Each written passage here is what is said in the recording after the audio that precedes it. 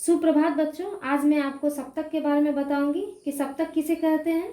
12 स्वरों के रहने के स्थान को सप्तक कहते हैं। मैंने आपको पिछले क्लास में 12 स्वरों के बारे में बताया था और 12 स्वरों को काउंट भी करके दिखाया था।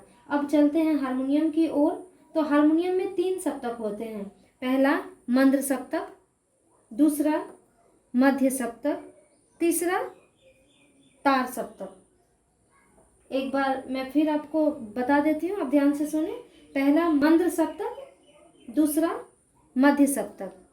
तो हम लोग सारे गामा यहीं से बजा रहे थे, अधिकतर लोग यहीं से सारे गामा बजाते हैं मध्य सप्तक से, और ये तार सप्तक है।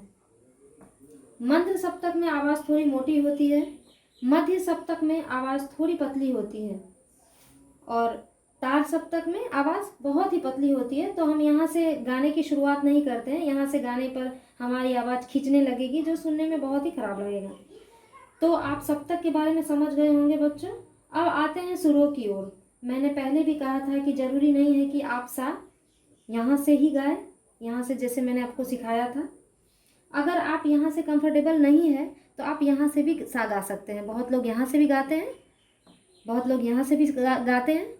आपको तार सप्तक में तो गाना है नहीं, सा नहीं गाना है, तो आपको यही चूज़ करना है। आप अपनी आवाज़ को देखिए, चेक कीजिए, हारमोनियम पे ढूंढिए कि आप सा कहाँ से आपको अच्छा लग रहा है, आपकी आवाज़ कहाँ सा बैठ रही है, आपकी आवाज़ पे सा।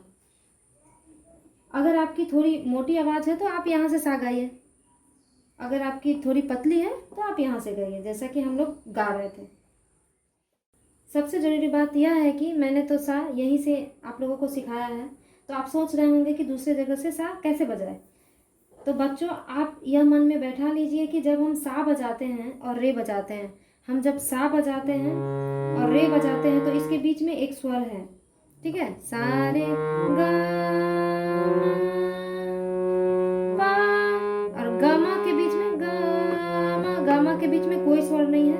पा पौधा जब बजा रहे हैं तो इसके बीच में एक स्वर है, और निशा के बीच में कोई स्वर नहीं है, ठीक है। तो यह आपका एक व्याकरण हो गया। मतलब यह है कि आपको ग म और निशा के बीच में कोई स्वर नहीं है, बाकी स्वरों के बीच में एक एक स्वर है, ठीक है।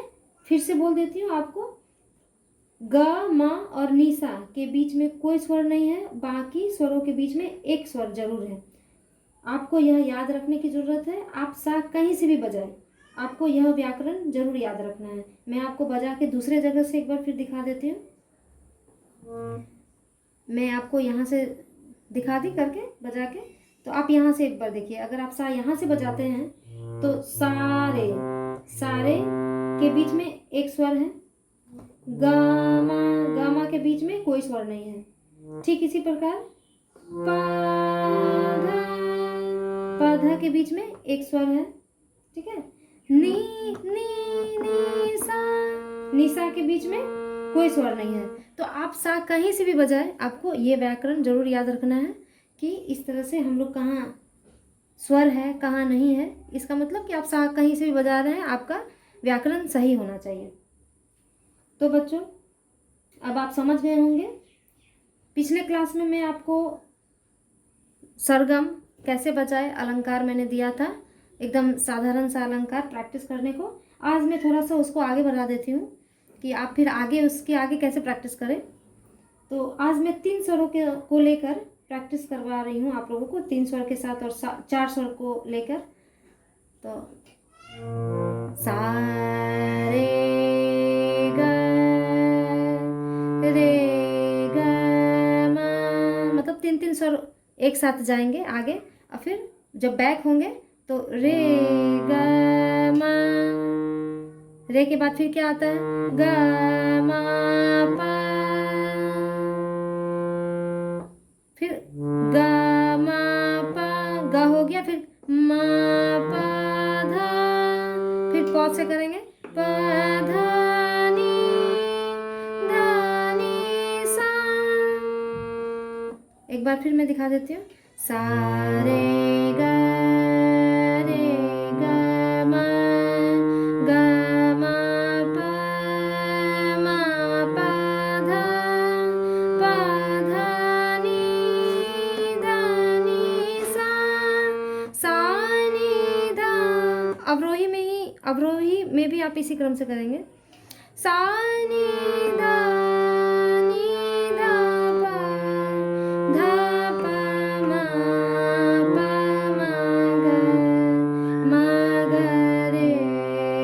ग रे सा।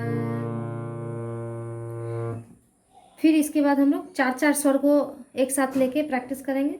सा रे ग मा, फिर रे से रे ग मा पा, फिर ग से एक एक स्वर आगे बढ़ते जाएंगे।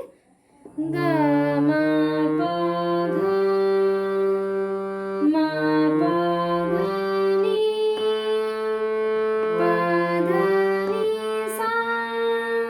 अवरोही में भी ठीक उसी प्रकार करेंगे। सा नी धा पा नी धा पा मा धा पा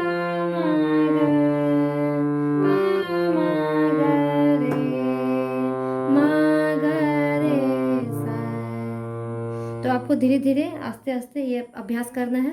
पहले स्टार्टिंग आपको करना है सिंपल सारे गामा से। सा रे ग मा पा धा नी सा, सा नी धा पा मा ग रे सा।